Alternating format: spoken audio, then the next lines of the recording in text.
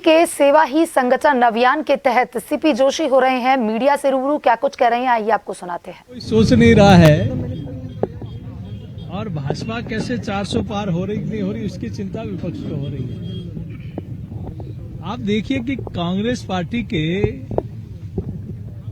पूर्व राष्ट्रीय अध्यक्ष सोनिया जी, राहुल गांधी जी, प्रियंका जी, कैसी विचित्र स्थिति है कि वो अपनी पार्टी को हाथ को फूल नहीं दे, वोट नहीं डाल पा रहे हैं। इससे बड़ी दुर्गति और क्या होगी कांग्रेस पार्टी की। देश की एक ही आवाज है, देश के हर कोने में, और देश का बच्चे से लेकर बुजुर्ग, माता बहनें, किसान, युवा, गरीब, हर वर्ग अब की बार 400 पार की आवाज हर कोने से आ रही है। और यही फिर एक बार मोदी सरकार में तब्दील होगा और प्रचंड बहुमत के साथ। और ये विश्वास आदरणीय मोदी जी के प्रति है, ये विश्वास भाजपा के प्रति है, और यही विश्वास एक बड़ी जीत में तब्दील होगा 4 जून। आखिरी चरण का मतदान है आज और विपक्ष एक सिनेरियो बनाने की कोशिश कर रहा है कि देश भर में अगर बीजेपी सरकार आती है तो अल्पसंख्यक खतरे में आ जाएंगे। क्या कुछ कहेंगे? 10 सालों में किसी को खतरा दिखा गया?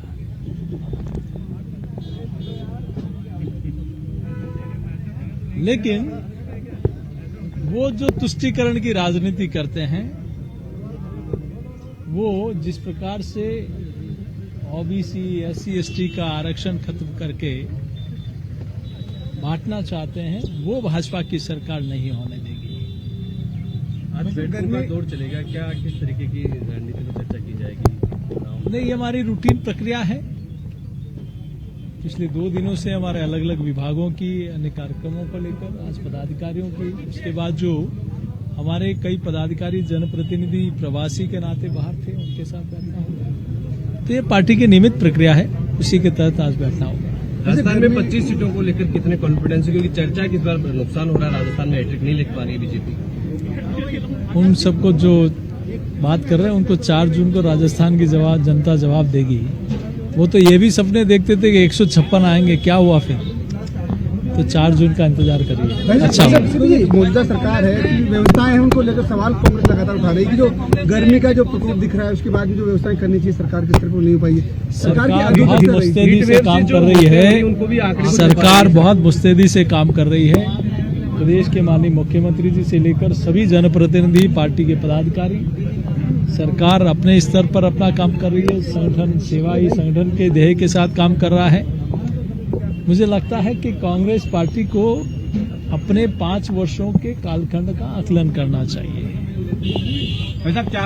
जिस प्रकार से राजस्थान को पीछे धकेलने का काम उन्होंने किया है, लेकिन इन 5 वर्षों में हम दावा करते हैं कि भारतीय जनता पार्टी की सरकार माननीय मुख्यमंत्री जी के नेतृत्व में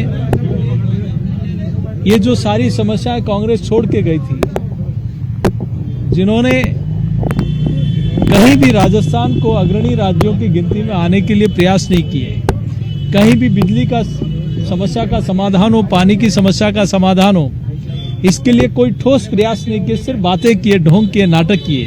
लेकिन आपने पहले 100 दिन में देखा होगा कि इसका जो असंभव काम था वो भी हुआ और उसका रिजल्ट आने वाले समय में मिलेगा।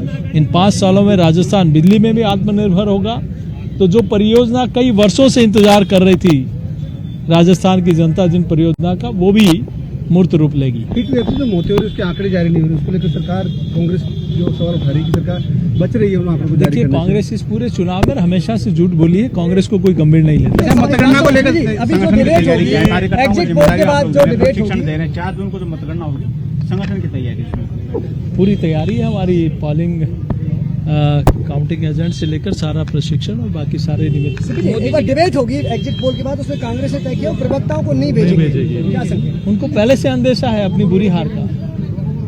और मैं कह रहा हूं कि कांग्रेस जो नेशनल पार्टी हुआ करती थी, वो क्षेत्रीय पार्टी में तब्दील होने जा रही है चुनाव में। मोदी जी के ध्यान को लेकर वो हाईकोर्ट जा रही है कांग्रेस, क्या कहना है? वो रोजा इफ्तार करते हैं तो मीडिया लेके जाते हैं, वो बाकी कार्यक्रम करते हैं तो मीडिया लेके जाते हैं। तो हम मोदी जी ध्यान कर रहे हैं तो उसमें क्या हमारे संस्कार हैं?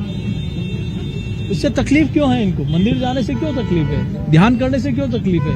यही तुष्टिकरण इनको कांग्रेस को डुबोने का काम करेगा।